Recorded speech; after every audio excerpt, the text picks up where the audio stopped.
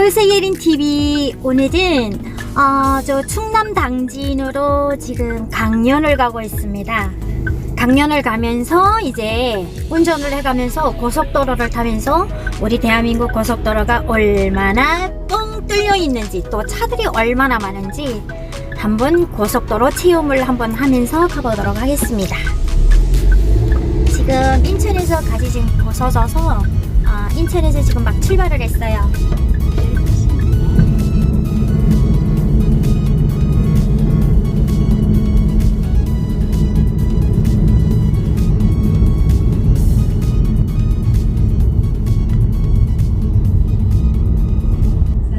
끝까지 열심히 하도록 하겠습니다. 첫 번째 곡은요, 우리가 처음으로 이번에 공연하는 곡인데요. 이날을 위해서 열심히 준비해왔습니다. 잘 못하더라도 예쁘게 봐주십시오. 있을 때 잘해를 불러드리도록 하겠습니다.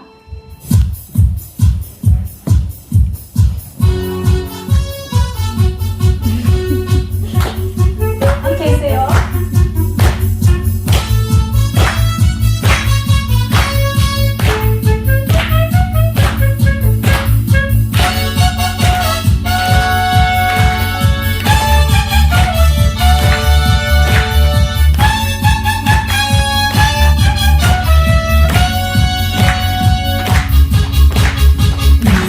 잘해 후회하지 말고 있을 때 잘해 후회하지 말고 있을 때 잘해 흔들리지 말고 있을 때 잘해 흔들리지 말고 가까이 있을 때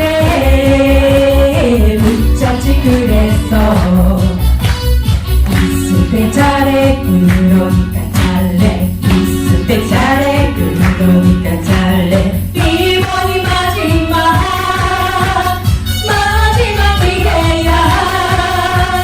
이제는 마음의 문을 열어줘 아무도 모르게 뻥뻥 빠질 때 그런 때마다 너를 찾는 거야 바라보고 있잖아 바라보고 있잖아 더 이상 내게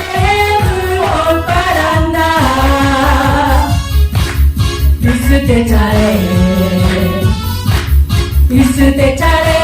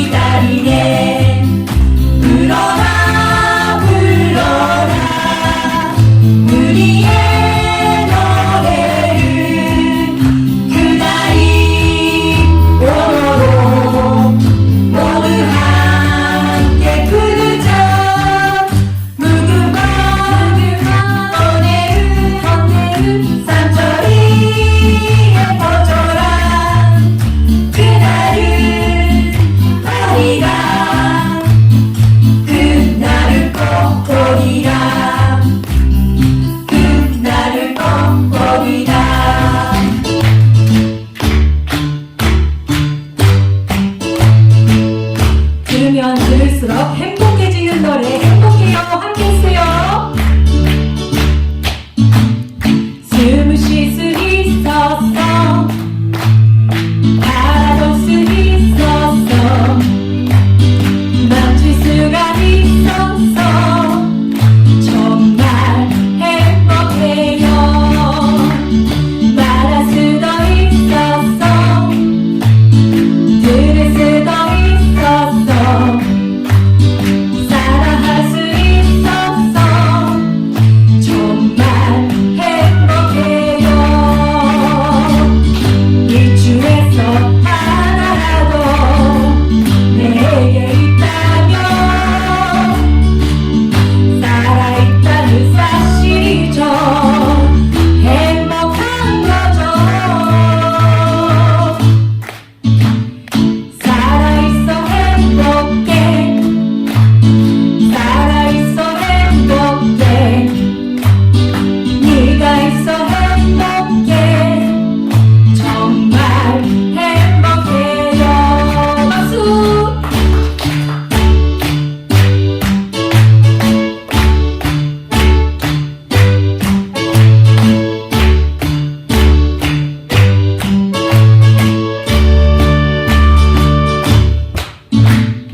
숨을 쉴 수 있었어 바라볼 수 있었어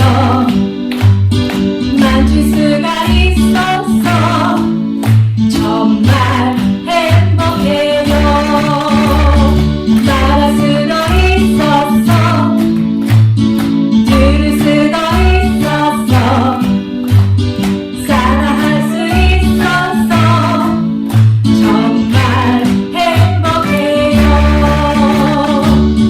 주기 위해 그토록 바라보서보는 숨 쉬는 오늘이 바라도 내일이죠 살아있어 행복해 살아있어 행복해 네가 있어 행복해 정말 행복해 다 같이 해주세요 살아있어 행복해 헤이 살아있어 행복해 헤이 네가 있어 행복해 정말 행복해요 정말 행복해요 기술로는 1981년 제10차 국제과학협력회의에서 문성명 한학자 총재 제안으로 시작된 국제평화고속도로 건설 프로젝트에서 출발했습니다. 평화고속도로의 비전은 각국을 길로 연결해 하나님 아래 인류를 한 가족으로 묶어 평화로운 지구 공동체를 건설하는 것. 그 숭고한 뜻을 이어가는 평화와 희망 만들기 피스로드 운동이 시작된 것입니다. 꼭 수건이 돼야 일어나야 할 민족의 수건이고 민족적 과비할 수 없습니다. 우리는 통일을 위해서 어떠한 방법든지 민족의 공감대를 형성하고 그 공감대 속에서 현재 만들어져 있는 휴전선을 철폐하고 남북한이 함께 할 수 있는 새로운 미래 대한민국을 만들어 나가기 위해서 우리 모두가 함께 노력하고 있다고 하는 점. 안녕하십니까. 이렇게 오늘 뜻깊은 자리에 강사로 초빙된 데 대해서 너무나도 감사하다는 말씀을 먼저 드리고요. 코로나로 모두가 온 나라가 안 좋은 상황 내에서 이렇게 귀한 자리를 갖고 제가 초빙된 데 대해서 너무나도 감사하다는 말씀을 다시 한번 드립니다. 저는 2009년에 탈북을 하였고요. 탈북을 하여서 지금 현재까지 한 10년간 대한민국에 지금 정착하고 있습니다. 제가 북이 이제는 분단이 반세기를 넘어서 70년이라는 세월이 이제 지나서 80년이 되었는데요. 이런 세월 동안에 흐르면서 서로가 아웅다웅 아픔이요. 6.25 전쟁이라는 아픔까지 겪으면서 어떤 노정을 통해서 남가북이 발전해 왔는지, 또 우리가 왜 통일을 해야 되는지 그런 필요성에 대해서 오늘 말씀드리는 그런 시간을 갖도록 하겠습니다. 오늘 제가 강의를 할 제목은 6.25는 우리의 아픔과 교훈이라는 그런 내용을 준비를 하였습니다. 저는 2009년에 그 탈북을 하여가지고 와서 할 줄도 모르는 그 개인 사업, 그런 개인 사업도 조금 좀 해봤고요. 그런 속에서 이빨 닿는 게 콩밥을 먹겠다고 하니 계속 좀 힘들어갖고 대학교에 정착도 못해가지고 2년 만에 인터넷 쇼핑몰을 가겠다니까 그게 되게 뭐예요. 그래서 내가 아초이 바닥부터 배우면서 올라가야겠다 싶어서 그 다음에 쭉 공부를 하고 회사에 들어가서 취직도 하고 또 통일교육원에 가서 이렇게 통일안보 교육, 강사 교육도 받고 이렇게 해서 성장을 해왔습니다. 그 제약군인이라던가 아니면 경찰청이라던가 또 학교통일교육 전문 강사로 활동을 하며 강의를 한 300개 이상을 해왔습니다. 그러면서 각계각층의 모든 단체들에서 강의를 하면서 우리가 진심으로 전달을 해야 되는 그런 게 어떤 것이고 또 대한민국 국민들이 또 학생들이 모르고 있는 그런 부분들이 너무나도 많더라고요. 그래서 그런 것을 우리가 진실로 다가가서 전달해주는 그런 안보방송, 지금은 자유북한방송에서 기자로 아나운서로 또 총무로 활동을 하면서 제가 태어난 곳은 지금 여기 보면 함흥이라는 곳인데요. 함흥하게 되면 제일 먼저 생각나는 게 있으시죠? 함흥냉면, 그죠? 그 다음 또 생각나는 거 함흥차사 있지 않습니까? 네. 그리고 이 함흥이라는 데가 훈남이 있는 데인데요. 6.25 전쟁이 끝나고 마지막에 후퇴를 한 데가 바로 이 함흥에 있는 훈남항에서 후퇴를 모두 하였습니다. 국제시장 영화에서 보시는 훈남항이 바로 제가 태어난 이 함흥에 있습니다. 북한에 보게 되면 평양은 제1의 도시라고 해가지고 예술의 도시라고 하고요. 그 다음에 함흥, 함경남도 함흥은 목도시라고 해가지고 모든 공업적인 것이 몰집되어 있는 곳입니다. 거기서 특히 이 훈남이 모든 공업적인 모든 것이 여기 공장 기업수가 몰집되어 있는데요. 이팔 비난료 공장부터 시작을 해가지고 이렇게 비료 공장, 묘소 비료가 여기서 생산이 돼서 북한의 모든 것에 나가게 됩니다. 지금 보시는 곳이 함흥에 있는 함흥 내국장입니다. 지금 제가 보여주는 것이 제가 태어난 함흥을 그대로 보여주기 때문에 여기 앉아서 함경남도, 북한의 함경남도 함흥을 그대로 보시는 것이라고 볼 수 있겠습니다. 지금 저기 보게 되면 중 가운데 김일성 동상이 있는데요. 지금 가운데 쭉 나가 있는 도로를 쭉 따라가게 되면 제가 아까 말한 훈남으로 가게 됩니다. 그리고 지금 동상에서 우측으로 가게 되면 도당 청산가 있고 함흥 시내로 쭉 퍼져 들어가면서 거기에 우리가 유명한 함흥냉면을 만드는 곳도 있습니다. 그리고 N쪽으로 쭉 뻗어 가게 되면요. 그쪽에는 평양이라던가 강원도로 갈 수 있는 고속도로를 연결되게 됩니다.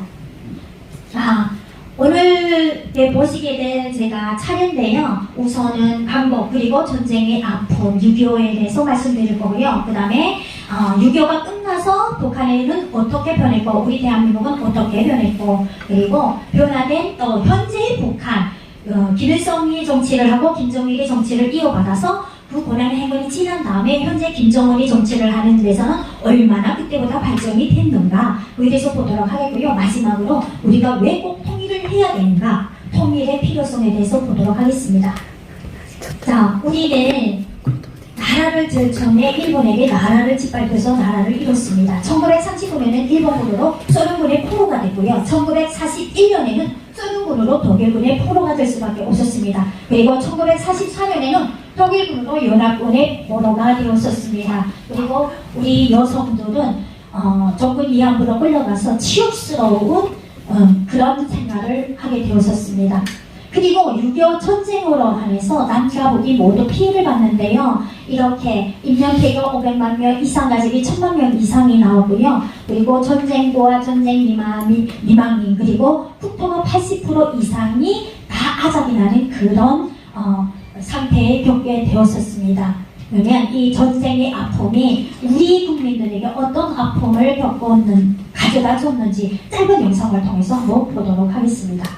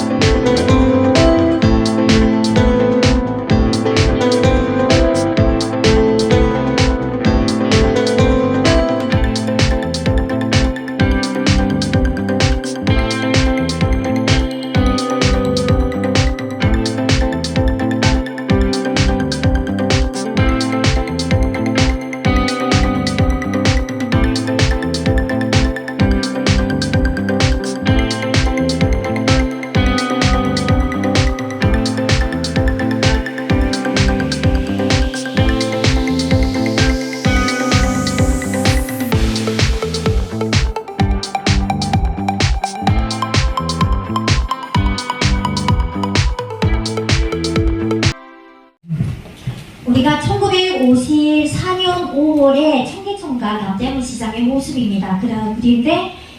그리고 청계천의 모습인데요. 대한민국에서는 6.25 전쟁 이후 이 모습이 이렇게 변했습니다. 청계천의 변화된 모습입니다. 지금 여기가 처음에 변한 모습이고 청계천이 절 위에 강을 쭉 당겨가지고 다시 변화된 모습까지 지금 넣었습니다.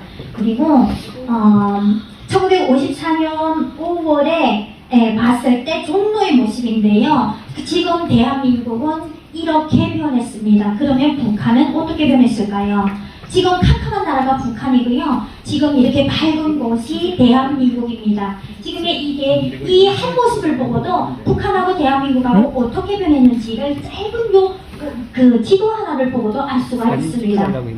그리고 북한인 1994년 7월 8일 김일성이가 사망을 하면서 갑자기 고난의 행군이라는 것을 겪게 됩니다. 김일성이가 죽기 전에 이거 서울에 와서 폐업을 한다고 했었어요. 그런데 묘양산에 가서 연설문을 쓴다고 했었거든요. 그때가 제가 학생 때였는데 김일성이가 묘양산에 가서 연설문을 쓴다고 했는데 갑자기 죽었다는 거예요. 그런데 그 덕담으로 들려오는 목소리를 들어봤더니만 그 전에 김일성의 아버지가 김형직인데요. 아들한테다 그랬대요. 야, 정주야, 네가 만약에 경우 이남의 나라를 정치를 하다가 큰 구렁이가 네 앞을 막게 되면 절대 그 길을 가지 마라, 되돌아가라, 막 이랬대요. 그런데 묘양산에 이제 그 서울에 와서 할 토론문을 쓰러 묘양산에 들어가고 있는데 묘양산에 안개같이 있게 껴서 비행기를 착륙할 수가 없었대요. 그런데 이제 착륙을 했는데요. 큰 구렁이가 김일성의 앞길을 딱 막았답니다. 그런데 김일성이가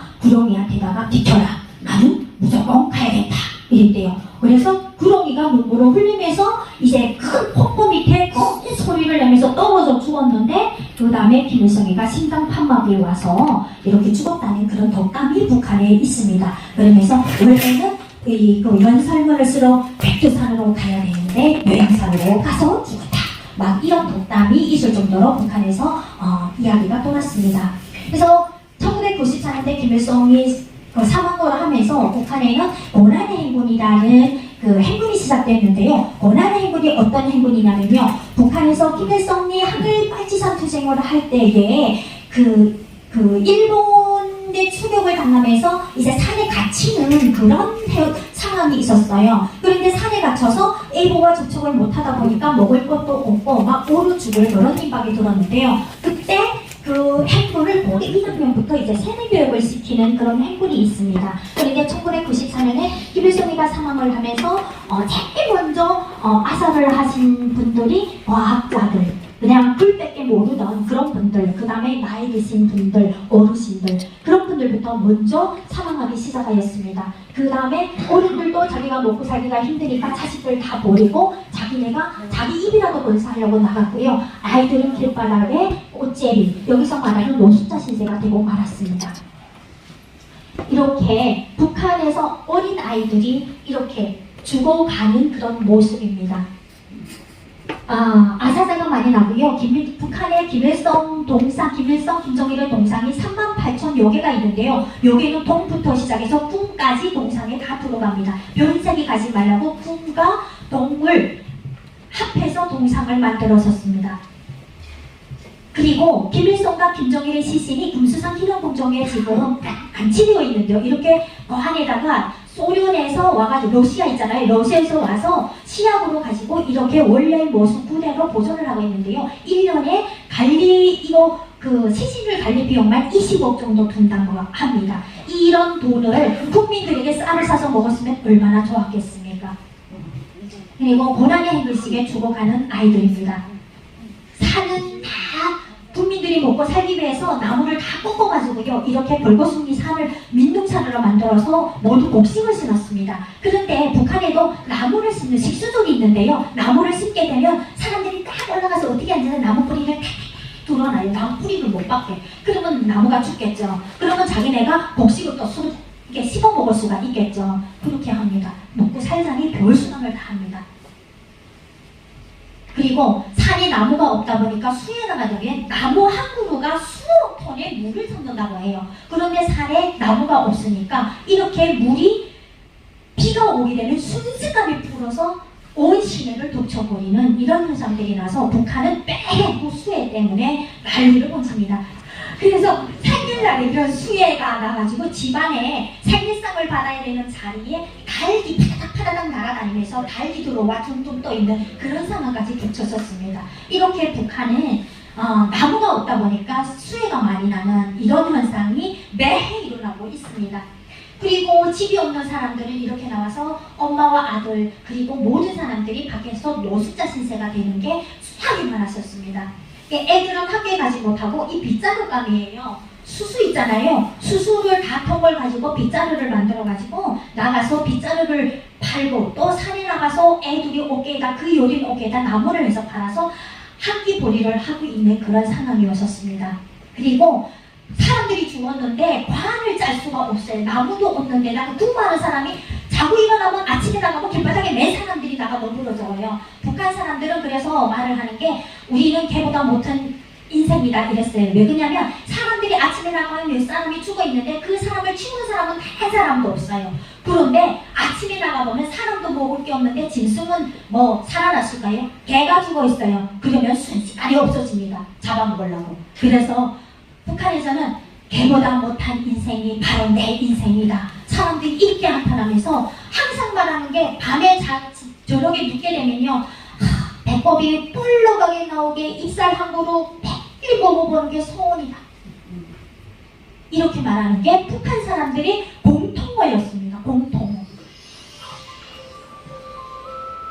자, 그리고 고난의 행군이 시작되면서 사람들이 먹고 살기가 힘드니까 대탈국이 진행됐습니다. 그런데 중국 공안에서는 죽어라 붙잡아가지고 또 북한으로 북송을 시켰죠. 이렇게 북송을 시키게 되면 보위부에서는 잡아다가 이렇게 때리고 패고 하는 데다가 여성들이 있잖아. 여성들은 다 발가 벌끼고 앉아놓고 있잖아요. 그리고 구멍이랑 구멍에 손을 두제가지고 다 오베냅니다. 왜 그런 줄 알아요? 중국에서 있던 사람들은 그 구미랑 그리고 돌이랑 다 감춘다고 다 오베내고요. 그리고 이제 잡게 되면 3일 동안 발가 뽑혀서 앉혀놔요. 왜 그러냐면요. 맨 먼저 보는 변을 이것들이 받아가지고 있잖아요. 보위부 사람들이 받아서 물에다 세척을 해서 혹시 꿈을 삼키지 않았나. 꿈을 삼키는 사람들이 있거든요. 그러면 그 변으로 이제 나가잖아요. 아무것도 안 넘기고 물만 먹이게 되면 변이 나가는데 그 꿈이 무거우니까 변을 따면서 나갑니다. 그러면 그걸 희석을 해가지고 꿈을 갖다가 물에다 씻어서 자기네가 가집니다. 이렇게 북한 보위부에서는 사람들이 북송이 되게 되면 이렇게 때리고 패고 모든 수단과 방법을 해가서 착취를 합니다. 그리고 맨 처음에 북송된 사람들이 이렇게 중국을 통해서 잡아왔잖아요. 북송되게 되면 총살을 했습니다. 그런데 탈북하는 사람들이 너무 많다 보니까 총살을 다 해버리니까 아니 북한 사람들이 나만 합니까? 나만 안 하니까 그 다음부터는 총살을 안 하고 경고를 하는 정도로 그렇게 했었습니다. 저희는 이게 대한민국 국민들은 공개 총살하는 걸 본 사람들이 없지만은 북한 주민치고 공개 총살을 못 본 사람은 한 명도 없을 것입니다. 못 본 사람은 단 한 명도 없을 것입니다. 거의 다 봤습니다. 자, 그리고 현재 북한을 보도록 하겠습니다. 94년도에 김정일과 정치를 하면서 메뚜기장이 있었는데요. 메뚜기장도 소집 못하겠었습니다. 그때는. 그런데 이게 다 메뚜기장인데요. 지금이 조금 현대식으로 바뀌어서 이게 위에가 갓을 씌우고 마트처럼 위에가 바깥시장처럼 여기 이거 시장이 있잖아요. 그것처럼 위에 갓을 씌우고 자리를 주었는데요. 장세를 받기 시작을 했습니다. 그래서 제가 19년도에 자유북한방송 기자로 있으면서 이제 종합을 해봤을 때 그때 북한 경제의 80%가 이제 시장세를 받은 게 북한 경제의 80% 정도가 된다고 했었습니다. 그 정도로 사람들을 장을 못 서게 하다가 장을 서게 하면서 장세를 받는 걸로 북한 주민들의 피땀을 빨아냈습니다. 근데 장을 나가게 되면요, 시장을 나가게 되면 우리 대한민국 국민들은 하루 나가서 일하게 되면 한 달 먹을 쌀을 법니다. 왜? 적어도 6만원, 7만원을 버니까 10kg, 20kg의 쌀을 벌 수가 있지 않습니까? 그런데 북한 주민들은요, 하루 나가서 벌게 되면요, 한 끼 벌이도 하기가 너무나도 힘든 그런 상황이기 때문에 하루 나가서 한 끼 벌이 국수 500g짜리 하나를 벌어 가지고 들어와서 그거로 물을 헐겁게 써서 죽을 써먹을 수밖에 없습니다. 이게 지금 조금 변한 그런 장마당인데요. 또 여기서 제한을 거는 게 40세 미만은 장마당에 나가지도 못하게 하였습니다. 그리고 조금 이렇게 마트처럼 이런 데를 마련해 놨는데요. 이것은 애하를 걸어두기 위한 그런 꼼수의 마트라고 보실 수가 있습니다. 북한에서 이렇게 이제는 핸드폰이 이렇게 많이 사용을 하는데요. 여기 밑에 보듯이 부부형 선전화, 딱 보기에도 커플이 같으죠. 여기서는 커플이라고 하는데 북한에서는 부부형 선전화 해가지고 이렇게 유도를 해가지고 팔아먹는 거죠. 그리고 일반 전화입니다. 일반 전화는 이렇게 화면 접속, 소감식 뭐 이렇게 여러 가지 형태로 하는데요. 지금 북한에서 조금 발전이 돼가지고 뇌물로 결혼식 예장감으로 이렇게 핸드폰을 해준다고 합니다. 그런데 평양 주민 4인 가족이 한 달 최저 생계비가 지금 보듯이 100달러 수준입니다. 그런데 핸드폰 하나가 620달러예요. 말이 돼요? 그런데도 핸드폰을 한다는 게 그게 북한 주민들이 개인 장사를 다해서 이렇게 하는 겁니다. 그러니까 이제 예상으로 620달러짜리 핸드폰을 주게 되면 진짜 잘 사는 집이겠죠. 그리고 김정은도 핸드폰으로 짜장면을 배달시켜 먹는다고 합니다. 참 기가 막힙니다. 그리고 북한에 이게 명함 있잖아요. 명함을 구전에는 이게 한글로 이렇게 했는데 지금은 외국에서 들어오는 사람들도 해가지고 이게 명함도 영어로 이렇게 만드는 조금 변한 그런 거죠. 그리고 모란봉 경음악단인데요. 구전에 저희가 있을 때는 보천부 경음악단이 있었어요. 보천부 경음악단은 김일성의 기풍제였고요. 그 다음에 이제 악단이 모란봉 경음악단, 왕재산 경음악단 나왔는데 김정일이의 기풍제는 왕재산 경음악단이었어요. 그리고 김정은의 기풍제가 모란봉 이렇게 경음악단인데요. 김정은이가 지금도 밤에 이제 참여 안 하고 하게 되면 갑자기 이렇게 쳐들어가가지고 야 공연해라 노래 불러라 막 이런다고 합니다. 그리고 마지막으로 통일 필성, 우리가 왜 통일을 해야 되냐 이걸 좀 보도록 하겠습니다. 우리가 남북이 엄청 싸웠죠. 제가 북한에 있을 때 저희 애삼촌이 88 도끼 사건이라고 하는 게 여기 분들도 다 아실 것이에요.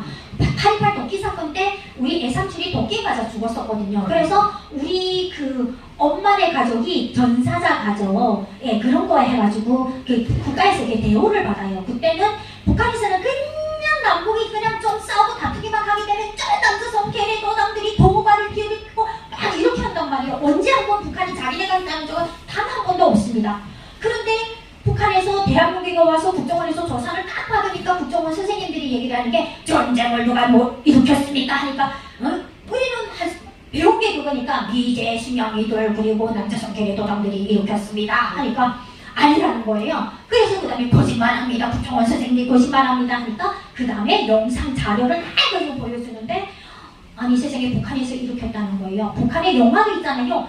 1950년 6월 25일 일요일 다 쉬고 있는 일요일날 미제 심양요하고 앞자리는 남조선 개대도당들이 전쟁을 일으켰다. 그래서 이제 비행기가 막 뜨는 것부터 영화가 시작이 되거든요. 그래서 북한 주민들은 어릴 때부터 연애할 때부터 미제는 우리 북한이라는 땅을 먹기 위한 그냥 숙량이 그냥 그런 철천지원수다. 그리고 남조선이라는 것은 그냥 그 미제의 앞잡이 돼가지고 그냥 북한을 허스탄탄 노리는 그런 거다 이렇게 알고 있었단 말이에요. 우리가 대한민국에 와서 살아보니까 야 진짜 북한이란 땅이 꽉꽉 막아놓은 데서 북한 주민들을 세뇌하고 얼마나 그런 것이 알려질까봐 세뇌하고 닫아놓고 북한은 인터넷도 못합니다. 세계 소식 보지도 못합니다. TV도 있잖아요. 딱 한 개 채널만 하는데요. 오죽하면 장교하는 아들이 TV를 한대 엄마한테다 시골에 있는 엄마한테다 TV를 한 대 사놓고 갔다가 3년 있다가 왔습니다. 그런데 엄마가 하는 소리 아들아 저 안에 TV는 다 봤으니까 다른 TV를 사다오 했대요. 이게 무슨 뜻이냐면요. TV를 채널 딱 한 채널 3통로 거기 북한에서는 통로라고 하는데 3채널 딱 한 채널만 방영하다 보니까 매번 했던 기록영화용 매번 했던 거만 하니까 엄마가 나이 드신 엄마가 앉아서 어저께 했던 것도 또 하고 오늘 했던 것도 또 하고 저번에 했던 것도 또 하니까 이 안에 TV는 내가 다 본기구나. 그 아들이 왔으니 이 안에 TV는 다 봤으니까 나도 다른 TV 사다 이게 어처구니가 없는 거잖아요. 그러니 새로운 소식은 하나도 못 듣고 그냥 거기서 주입시키는 거 그런 거만 듣고 어쩌다 이제 대한민국 소식을 있는데요. 여기서 이제 가끔 가다가 이제 투쟁하는 거, 농성 투쟁하는 거 있잖아요. 그것만 보여줘요. 남조선 예레도당들이 국민들을 오가하고 막 월급도 안 주고 이래서 남조선 국민들이 막 있지 막 격분해서 들고 일어났다 막 이러는 거예요. 우리는 그게 사실인 줄 알았어요. 항상 자본주의 하게 되면 돈 있는 사람들이 돈 없는 사람을 착취하고 월급도 안 자고 딱 이런 걸로 알고 있었거든요. 그런데 대한민국에 보니까 우리가 돈이 없다고, 우리가 집이 없다고 누가 착취하는 사람도 없어요. 그리고 우리가 조금 힘들다고 쌀을 갖다 줘, 김치 갖다 줘, 먹을 거 갖다 줘, 국가에서 이거 갖다고 종착금을 줘가지고 너네 5년 동안은 힘들더라도 여기까지 살아서 너네 해당하고 종착금도 줘, 여기저기에서 그냥 도와서 이러고 있는데 북한에서는요, 너네 탈북을 하게 되면 여기서 어떻게 하는지 알아? 피를 딱 뽑아서 피를 땅땅 갈아가지고 다 죽게 만든다? 전에는 가게 되면 너네 북한에 대해서 이런 성공만 이런 나쁘다는 그런 것만 하고 그렇게 하게 되면 기자회견만 하게 되면 다도 주고 집도 주고 다 준다 이렇게 하다가는 그렇게 다 말하는 기자회견도 한다면 죽여버린다는 거예요. 그 언젠가 우리가 북한에 있을 때 제가 북한에 있을 때 그 김철진이라든가 그 반문점으로 그러니까 바다로 들어온 그 군인 2명이 반문점으로 간 사건이 있었을 거예요. 근데 북한에서 그 병사들을 여기서 안기포범들이 고문을 못해 피를 딱 뽑아가지고 짐승피를 다 갈았대요.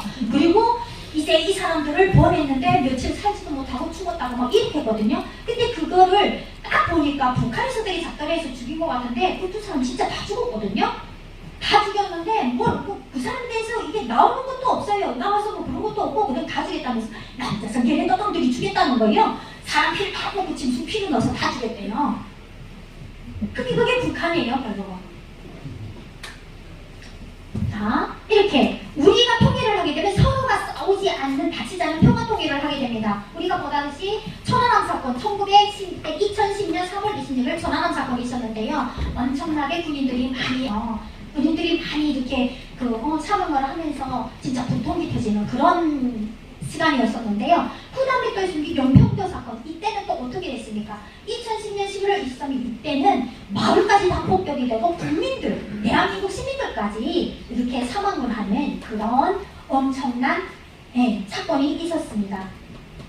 그리고 우리가 통일을 하게 되면 북한의 3대 정치가 무너지고 김일성에게 그 3대가 무너지게 되면 다수의 결론으로 이제 국가를 움직이는 그런 게 오게 되면 좀 개방을 하고 통일을 할 수 있지 않을까 이런 생각을 또 하게 됩니다. 그리고 핵이 없는 남북의 대화와 통일, 세계 평화를 이룰 수 있습니다. 그리고 이산가족들 1천만 이산가족의 아픔을 해소시킬 수가 있는데요. 이 이산가족들이 이제는 1천만 명에서 이제는 남으신 분들이 얼마 없다고 합니다. 진짜. 그 남으신 분들 중에 제가 한 분의 그거를 이제 보여드리도록 하겠습니다. 일컨인 뭐 내가 이제 하늘나라가 할 때가 되었으니 뭐 이제 뭘 바라겠어요 이제.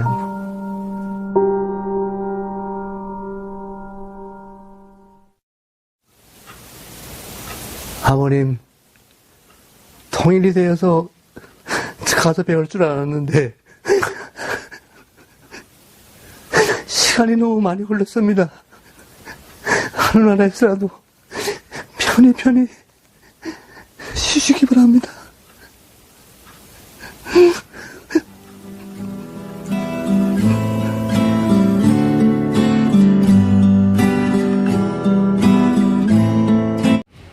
이렇게 좀 전에 보셨죠? 이산가족들 이제는 이산가족 상봉도 할 만한 분들이 몇 분 안 남았습니다. 그리고 지금은 제2의 이산가족 북한의 달주민들이 생겨나고요. 이렇게 통일을 해야 되는 그런 상황.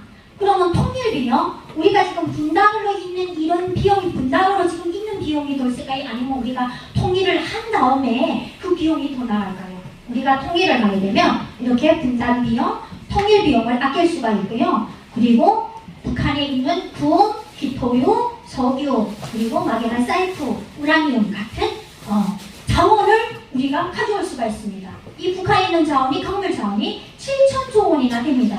그런데 지금 이 강물 자원이 중국에서 야금야금 해가지고 중국에서는 이거 말도 듣지 마라 여기 말도 듣지 말라 우리 말만 돌아다녀가지고는 자원을 지금 야금야금 해가지고 다 지금 캐가고 있는데요. 그 전에 이명박 대통령 시절에 사실은 북한하고 해가지고 이거 자원을 캐려고 계약금까지 다 주고 했었어요. 그런데 그때 금강산에서 그 여성이 총기 맞는 그 사건이 딱 터졌다고 합니다. 그거는 통해 강물 그 자원 그 계약금을 줬었는데 거기서 그냥 아웃 됐다고 합니다. 처음으로 그때 강물 자원을 캐오려고 계약까지 했다가 아웃됐다고 합니다. 우리가 하나라도 북한 들어가서 땅을 계속 야금야금 가지고 와야죠. 그리고 우리가 통일되게 되면 이렇게 서울부터 세계 여행을 기차 타고 할 수가 있습니다. 서울에서 기차 타고 이렇게 가게 되면 얼마나 좋겠습니까? 우리는 섬나라가 아니에요. 그런데 북한에 저렇게 딱 막혀있는 동에 우리가 섬나라가 돼서 세계로 가려면 기차가 아니고 딱 비행기 타고만 갈 수가 있습니다. 역사학자 아놀드 토인비는 이렇게 말했습니다. 역사의 교훈을 아는 민족은 순환의 역사에 떼풀이하지 않는다. 이렇게 말했습니다. 우리가 안보를 튼튼히 하면 우리의 역사가 될 것이고 또 안보를 소홀히 하게 되면 순환의 역사가 될 것입니다. 우리가 통일을 해야 된다. 박근혜 대통령이 말했어요. 통일은 대박이다. 저는 그 말이 너무나도 좋다고 생각을 합니다. 통일은 대박입니다. 왜냐하면 남과 북이 합해서 이제 인구도 늘어나고 자원을 북한에 있는 자원을 우리 대한민국에 캐와서 활용할 수가 있다면 우리 대한민국은 IT가 발전을 했지만 자원이 부족한 나라입니다. 그래서 모든 걸 해외에서 수출해서 오거든요. 그런데 북한이 우리 한반도에 우리 땅이 되게 되면 우리도 세계에 수출을 하면서 우리가 쓸 것도 쓰고 세계에 수출도 할 수 있는 그런 세월이 올 수가 있습니다. 우리가 북한에 있을 때 이 북한에서 이제 석유 있잖아요. 원유가 나오는데 이 세계 그 지구에서 이게 북한에게 사람과 경패로 생겼대요. 사람과 경패의 밑둥아리가 북한에 있다고 합니다. 그런데 위에서 지금 자꾸 캐먹고 있는데 우리가 밑둥아리인 북한에서 캐먹게 되면 다도가에서 캐먹지 못하겠죠. 왜 밑에 쌍벽에 밑에서 캐먹으면 위에서 자꾸 밑으로 들어가지 위로 들어갈 수는 없잖아요. 그래서 그때 해외에서 북한에 연유가 있다고 해가지고 원유가 있다고 와서 한번 해봤대요. 그런데 이게 사람막이래요. 아니구나. 북한이 캐먹으면 우리가 뭐 캐먹겠구나. 그래서 입을 싹 쏟고 갔대요. 그런데 그게 누구 말하는 게 북한에 원유가 있다. 이랬대요. 그래서 우리는 무조건 통일을 해야 된다는 거. 그런데 김일성, 김정일, 김정은 이 3대 정치가 망한다고 하게 되면 그 다음에 어떤 정치가 들어가든 간에 다수결론으로 해가지고 우리 대한민국이 주권을 쥐고 통일을 하는 그런 통일이 돼야 된다는 거. 제가 조금 요즘에 들어 조금 실망을 한 게 왜 자꾸만 북한이 끌려가는지 모르겠다는 점은 자꾸만 생각이 들고요. 가끔 가다가 대한민국이 왜 북한이 되어가지 하는 생각도 하게 됩니다. 작년에 제가 저 강화문 광장에서 그 탈북민 하나가 아사한 사건이 있어서 그때 우리가 거기 가서 이렇게 조문을 하고 했었는데요. 밤에 11시 반인가 됐는데 강화문 광장 옆에서 무슨 북한 노래가 깜짝 울려 퍼지는 거예요. 우리는 탈북민들은 북한 노래를 알잖아요. 이게 뭐야? 야, 이게 대한민국 맞아? 경찰에다 신고를 했습니다. 신고를 했는데 신고를 받은 경찰 누가 신고를 받았는지 모를 정도로 가만히 있는 거예요. 탈북민들이 그래서 그때 막 청년에 막 쳐들어가고 막 그런 사건까지 일었습니다. 이게 북한이지 이게 남한이냐? 이게 대한민국이냐고 막 이랬던 그런 사건이 있었습니다. 저희가 문재인 대통령을 제가 2번이나 찍어준 사람이거든요. 왜 그러냐면 통일을 하지 않을까 이래서 찍었는데 지금은 제가 가슴에 제가 이렇게 가끔가다 두드릴 때가 좀 많습니다. 왜 그럴까요? 이런 통일을 우리가 바란 건 아닌데 이런 통일을 바란 건 아닌데 대한민국의 주권을 쥐어야지 왜 끌려가지? 나 같은 탈북민도 아는데 그렇잖아요. 나 같은 탈북민도 아는데 왜 정치를 하는 사람들이 그걸 모를까? 서로가 싸우지 말고 합해서 통일을 하는데 저는 김정은이를 끌고 와서 미국의 대통령들을 끌고 와서 우리 대한민국이 정권을 잡고 우리 대한민국이 주권을 쥐고 통일할 수 있는 이번에